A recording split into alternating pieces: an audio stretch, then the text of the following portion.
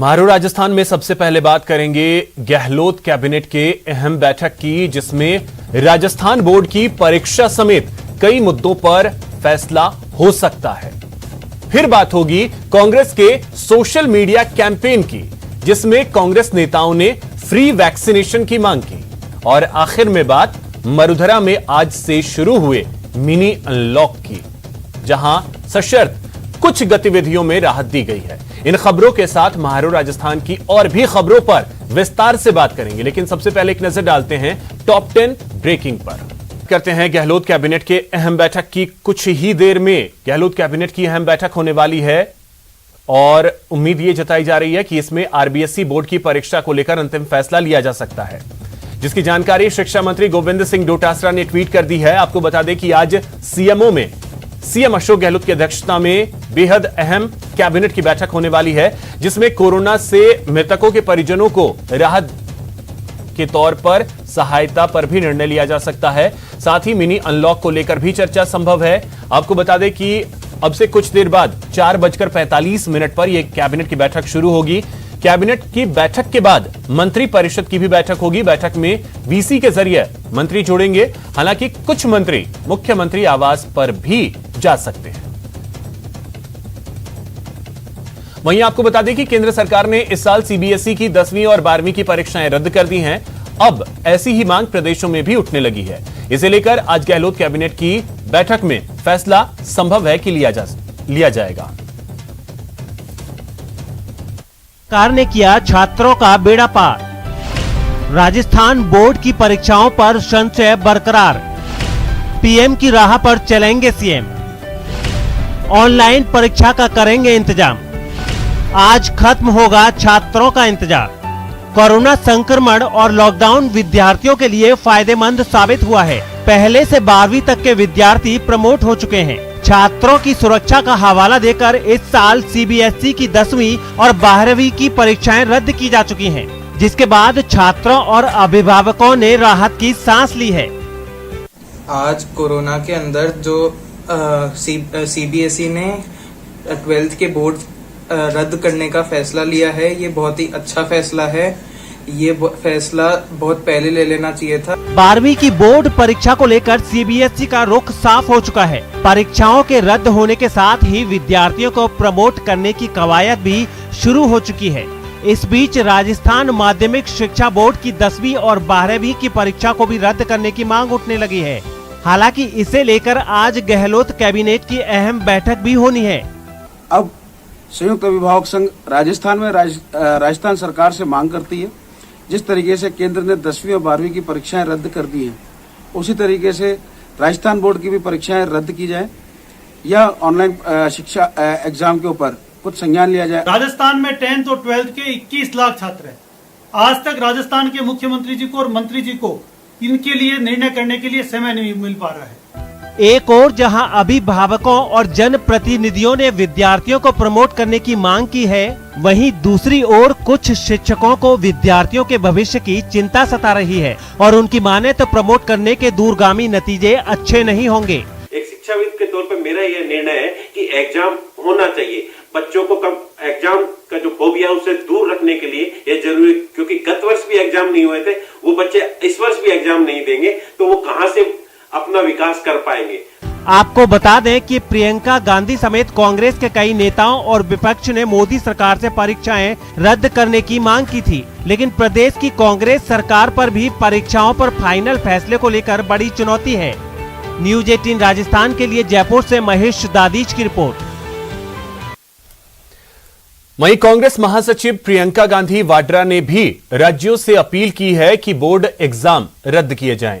प्रियंका गांधी ने ट्वीट कर लिखा है कि सीबीएसई की तरह राज्यों के बोर्डों को भी छात्रों, अभिभावकों, शिक्षकों की बात सुनकर 12वीं की परीक्षा के संदर्भ में छात्र हितैषी निर्णय लेने चाहिए।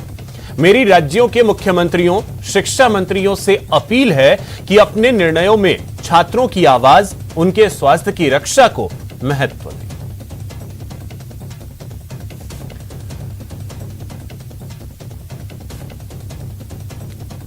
तो चलिए इसी खबर पे और अधिक जानकारी के साथ हमारे सहयोगी प्रेम मीणा जयपुर से सीधे इस वक्त हमारे साथ जुड़े हैं। प्रेम, क्या जानकारी है बैठक में, क्या कुछ फैसला संभव है बोर्ड एग्जाम को लेकर के? उम्मीद की जाए कि आज राहत मिल सकती है छात्रों को। जी बिल्कुल अभिषेक जी, आपसे कुछ ही देर बाद यानी 4:30 बजे गहलोत कैबिनेट की मीटिंग है, वो मुख्यमंत्री आवास पर शुरू होने वाली है। बोर्ड परीक्षाओं को लेकर मुख्यमंत्री अशोक गहलोत अपने सभी मंत्रियों के साथ चर्चा करेंगे, लेकिन जिस तरह कांग्रेस महासचिव प्रियंका गांधी ने ट्वीट किया है, उससे लगभग प्रबल आसार बन रहे हैं कि राज्य में भी बोर्ड की परीक्षाएं है वो रद्द कर दी जाएंगी। चूंकि मुख्यमंत्री अशोक गहलोत भी संकेत दे चुके हैं कि कोरोना वायरस की तीसरी लहर के मद्देनजर बच्चों के स्वास्थ्य की रक्षा करना सरकार की पहली प्राथमिकता है। 4:30 बजे कैबिनेट की मीटिंग के बाद 5 बजे मंत्री परिषद की मीटिंग होगी। ऐसा माना जा रहा है कि मंत्री परिषद की मीटिंग में बोर्ड परीक्षाओं के अलावा रिट परीक्षा है, उसको तिथि को लेकर भी सरकार बड़ी घोषणा कर सकती है। फिलहाल 20 जून को रिट की परीक्षा होना प्रस्तावित है, लेकिन जिस तरह शिक्षा मंत्री गोविंद सिंह डोटासरा ने संकेत दिए थे कि कोरोना काल में रिट की परीक्षा है वो 20 जून को नहीं कराई जाएगी, तो रिट की परीक्षा है उसकी तिथि है उस पर भी आधिकारिक निर्णय हो जाएगा। इसके अलावा कोरोना से जो मृतक है उनके आश्रितों को राहत पैकेज की घोषणा भी कैबिनेट की मीटिंग में होगी। मुख्यमंत्री अशोक गहलोत ने इस तरह के हाल ही में संकेत दिए हैं कि मृतक के आश्रितों को मुआवजा दिया जाएगा। फिलहाल 4:30 बजे कैबिनेट की मीटिंग शुरू होने वाली है। कैबिनेट सचिवालय ने मीटिंग की संबंधित तैयारियां है वो पूरी कर ली है। चलिए, बहुत शुक्रिया प्रेम, तमाम जानकारी के लिए। बैठक पे नजर बनाए रखें, बैठक के बाद क्या कुछ चीजें निकल करके आती हैं वो भी अपडेट आपसे लेंगे। बहुत शुक्रिया आपका। आरसीए अध्यक्ष वैभव गहलोत का आज जन्मदिन है। इस मौके पर मुख्यमंत्री अशोक गहलोत ने उन्हें ट्वीट कर जन्मदिन की बधाई दी। वहीं वैभव गहलोत ने ट्वीट कर धन्यवाद जताया है। सीएम गहलोत ने ट्वीट कर कहा कि वैभव को जन्मदिन पर हार्दिक बधाई, प्यार और आशीर्वाद। जीवन में उन्नति करो, स्वस्थ एवं प्रसन्न रहो, हमारी शुभकामनाएं हैं।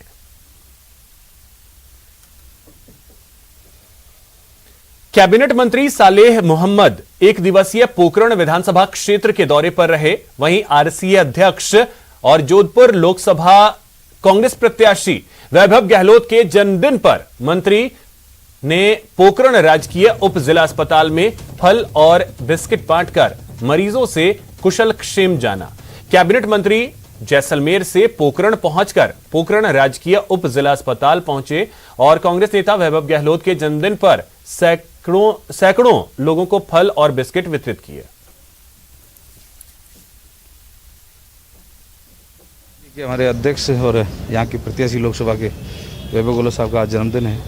ये हमारे युवा नेता है, तो आज उन्हें जन्मदिन पर लोगों जो आज हमारे हॉस्पिटल जो उप जिला हॉस्पिटल है यहाँ पर लोगों से मिले भी हैं, उनकी कुशलक्षेम भी पूछी है। और कोविड की जो स्थितियाँ थी काफ़ी अच्छी स्थिति हो गई और आज कोई 3-4 पेशेंट के अलावा कोविड में और कोई लोग भी नहीं है।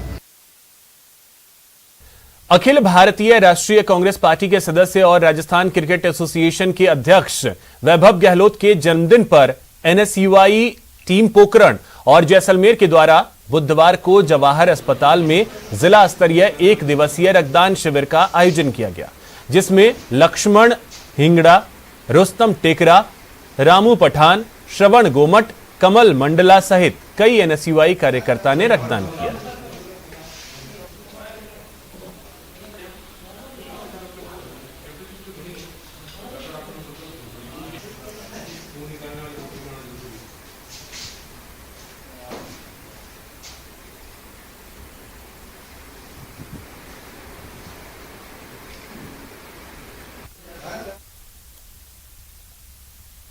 कोरोना काल में 17 अप्रैल से लेकर अब तक बंद रहने के 46 दिन बाद आज से राजधानी जयपुर सहित पूरे जिले में शहरी और ग्रामीण क्षेत्रों में बाजार खुले। सुबह 6 बजे से 11 बजे तक सभी बाजार खुले। मॉल्स और शॉपिंग कॉम्प्लेक्स नहीं खुलेंगे, लेकिन नॉन एसी शॉपिंग कॉम्प्लेक्स में दुकानें खुल सकेंगी।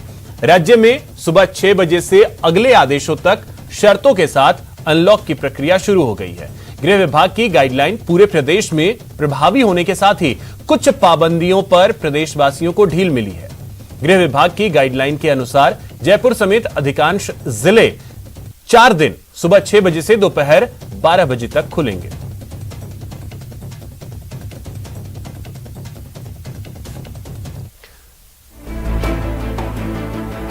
प्रदेश में कोरोना संक्रमण के केसों में लगातार हो रही गिरावट के बाद गहलोत सरकार ने अनलॉक की प्रक्रिया शुरू कर दी है।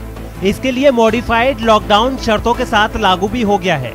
इस मॉडिफाइड लॉकडाउन के तहत सभी व्यावसायिक प्रतिष्ठानों को सुबह 6 बजे से 11 बजे तक ही खोलने की अनुमति दी गई है।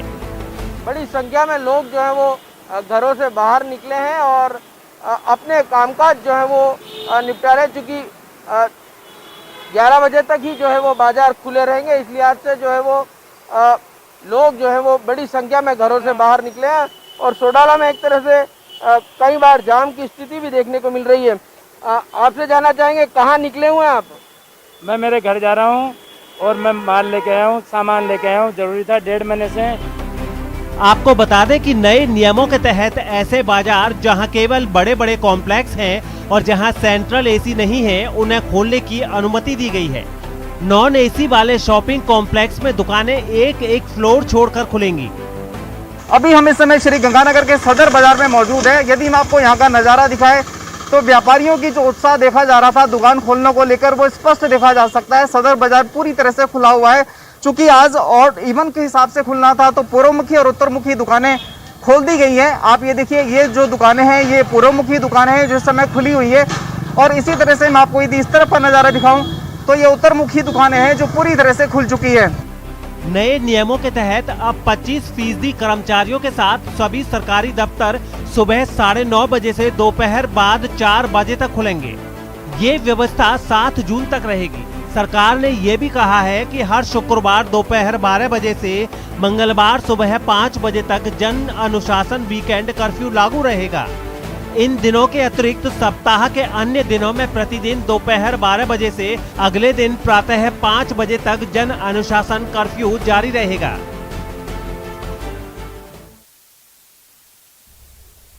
मिनी अनलॉक के पहले दिन भरतपुर में व्यापारियों ने प्रशासन के खिलाफ प्रदर्शन किया। इस दौरान व्यापारियों ने गाइडलाइंस की जमकर धज्जियां उड़ाई।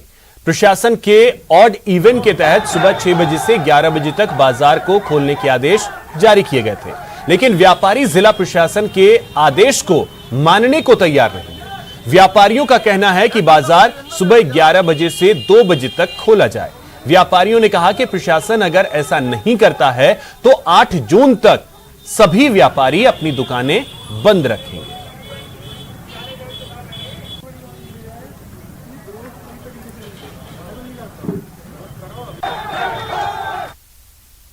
ऐसा है, भरतपुर जिला व्यापार महासंघ ने जो गाइडलाइन राजस्थान सरकार ने जारी की थी, उस गाइडलाइन के तहत एक कोऑर्डिनेटिंग कमेटी बनाई। उस कमेटी के अंदर व्यापार महासंघ के 4 पदाधिकारी थे और पदाधिकारियों से सारी चीज़ों पर डिस्कस हुआ। इन्होंने कहा कि सोशल डिस्टेंसिंग नहीं बिगड़ना चाहिए, तो हमारे जिला अध्यक्ष संजीव गुप्ता जी ने ये कहा कि भाई ऐसा करो, जो अब तक मार्केट खोल रहे हैं, जो आपने कर रखे डेली बेसिस वाले मार्केट है, परचूनियाँ है, पेट्रोल है या कोई भी सब्जी वगैरह है, इन सबको 11 बजे तक फ्री कर दो। 11 बजे बाद जो अब तक नहीं खुले हैं 11 से 4, 11 से 3, आप पर अगर अधिकार है टाइम बढ़ाने का तो ये कर दो। नेटवर्क 18 यह सुनिश्चित करना चाहता है कि हर भारतीय को कोविड-19 टीका मिले। टीकाकरण जागरूकता बढ़ाने के लिए नेटवर्क 18 और फेडरल बैंक की पहल संजीवनी अ शॉट ऑफ लाइफ को सपोर्ट करें। Health expert Apollo 24/7।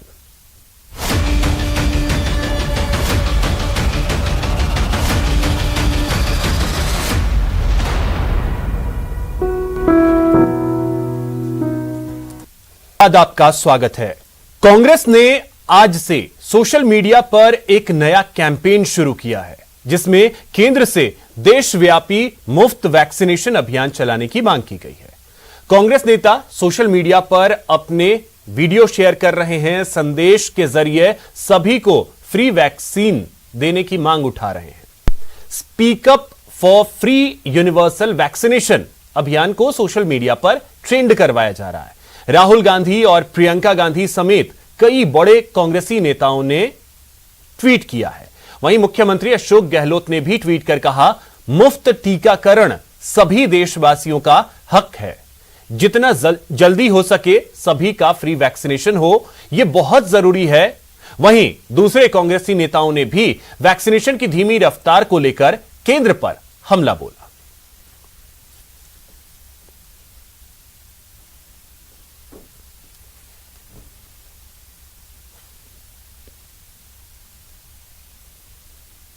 आज देश के प्रधानमंत्री से देश के 130 करोड़ लोग ये मांग करते हैं और कांग्रेस पार्टी, राहुल गांधी जी और सोनिया गांधी जी, हम सब लोग मांग करते हैं कि प्रधानमंत्री जी आप अन्य देशों की तरह तमाम देश के लोगों को कोरोना वैक्सीन फ्री में उपलब्ध कराइए, उनकी जान बचाइए। आज इस वैश्विक महामारी के समय आप लोग अपनी जिम्मेदारी से दूर भाग रहे हैं। ये देश की जनता देख रही है, आने वाले समय में आपको माफ नहीं करेगी।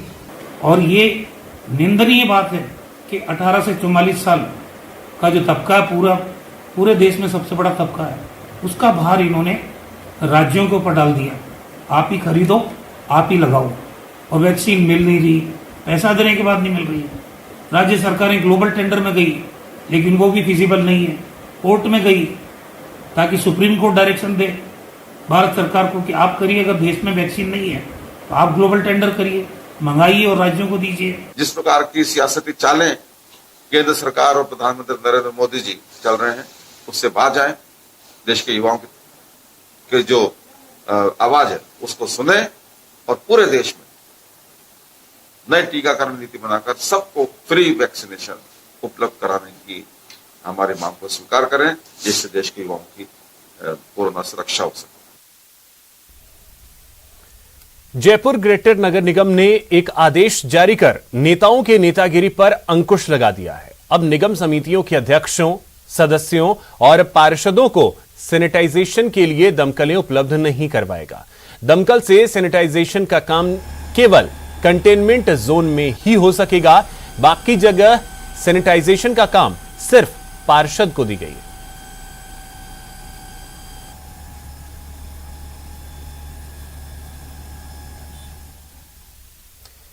गरीबी को अभिशाप क्यों कहते हैं, इसे समझने के लिए खालक खां की दर्द भरी कहानी ही काफी है। 3 बच्चे हैं जो एक अजीब बीमारी के शिकार हैं और गरीबी इन्हें ठीक नहीं होने दे रही। कैसे होगा इलाज? बेबस है एक बाप, मायूस बाप, बीमार बच्चे, गुर्बत में गुजर बसर। सुनिए एक पिता का दर्द। मैं इलाज घणो कराया पर पार पड़ी गाने गरीब आदमी हो तो सहायता करो तो इलाज। जी हाँ, ये दर्द भरी कहानी है बीकानेर के केला गांव में रहने वाले खालक खान की, जिनके पास न तो रहने के लिए मजबूत छत है, न ही कोई बेहतर जिंदगी के लिए सुविधा, और ऊपर से 3 बच्चों का बेपनाह दर्द, जो न तो बोल सकते हैं और न ही समझ सकते हैं। ये मानसिक रूप से माजूर हैं। आप देख सकते हैं इन तीनों बच्चों को, जो बड़े तो हो गए हैं लेकिन वो सामान्य बच्चों की तरह नहीं है। परिवार हर दिन इनके लिए दुआएं कर रहा है कि ये ठीक हो जाएं, लेकिन गरीबी इन्हें ठीक होने नहीं देती। 4 बच्चा था जिनका एक गुजर गयो, 3 है। मैं कोई सोए करो तो हूँ इलाज कराऊं यारो। मैं इलाज घणो कराया पर पार पड़ी गाने गरीब आदमी हो तो सहायता करो तो इलाज। खालक खान पेंशन की रकम से परिवार चला रहे हैं, बुजुर्ग भी हो चले हैं, लिहाजा उन्हें इस बात की फिक्र भी सताने लगी है कि उनके बाद इन बच्चों का क्या होगा। अब उनकी नजरें बड़ी उम्मीद से सरकारी मदद की तरफ देख रही है। आप सभी लोगों से मेरी हाथ जोड़कर विनती गुजारिश है कि इस परिवार में 3 बच्चे हैं जो कि दुर्लभ बीमारी से पीड़ित हैं तथा परिवार आर्थिक रूप से सक्षम नहीं होने के कारण इनका इलाज नहीं करवा पा रहा है। आप लोगों से मेरी गुजारिश है कि इस परिवार की ज़्यादा से ज़्यादा आर्थिक सहयोग करें, जिससे इनका इलाज करवाया जा सके। इन बच्चों की स्थिति को देखते हुए आप लोग ज़्यादा से ज़्यादा इनकी मदद करें, आपकी ईश्वर मदद करेगा। एक तो गुर्बत, ऊपर से तीनों बच्चों की बीमारी का दर्द। इस पिता के दर्द की इंतहा का अंदाजा लगाना मुमकिन नहीं। अब बस एक उम्मीद है तो वो सरकारी मदद की। सतवीर सिंह राठौड़, न्यूज़ 18 बीकानेर।